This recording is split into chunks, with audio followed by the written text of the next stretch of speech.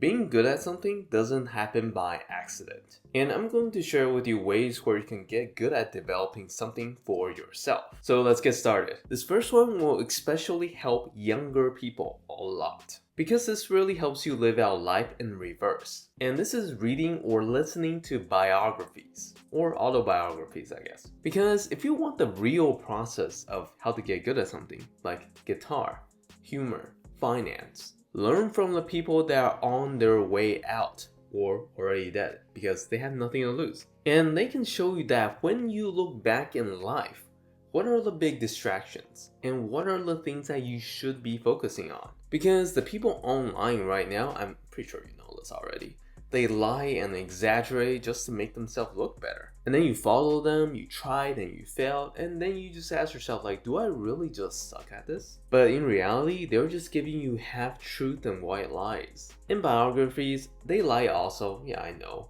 But they're usually at the point where they feel like there's less of a thing to want to prove to people. They tend to be much more real with their experiences. And this is where you can get the truth about life experiences. So read biographies. If you're looking to become a man that knows their way around the world, hit that subscribe button. This next point is probably the main reason why majority of the people aren't getting better at what they do, like photography, public speaking, fashion sense, you name it. And this is about having the foundational skills. Kind of like if you don't know how to add, then you're going to be really bad at algebra, calculus, physics, and maybe being a cashier. Addition is a very simple process to learn, but you need it in order to move on to the next step. That is a foundational skill. This is the same with your life.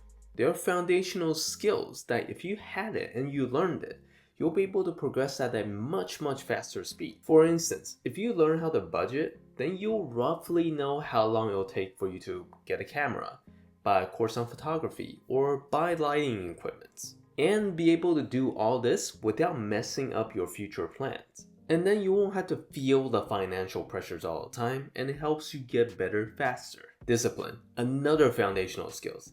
It helps you be consistent every single week, so you're not like skipping and forgetting about practicing. So can you see about having these strong foundational skills? It helps you progress in pretty much any skill much faster. So focus on these skills first. Next, the standard of good has become really unrealistic these days. Like if you're better than 70% of the people, you're not good, you're really good. But for most people, that's the standard to be happy right now. Because 70% is also the line for earning 100k in salary. So if you earn more than 100k, you're above that 70%. But when most people all expect themselves to earn that much, it's just statistically impossible. Because the average person can't all be above average. And I want to be clear here, I am not telling you to go earn a lower salary. But you should have a realistic standard for where's the line for being good at what you do. And this can apply to singing, drawing, anything. So right now, are you feeling discouraged because your skills are not as good as the top 10% of the people in the world? Because that's a really good goal to have.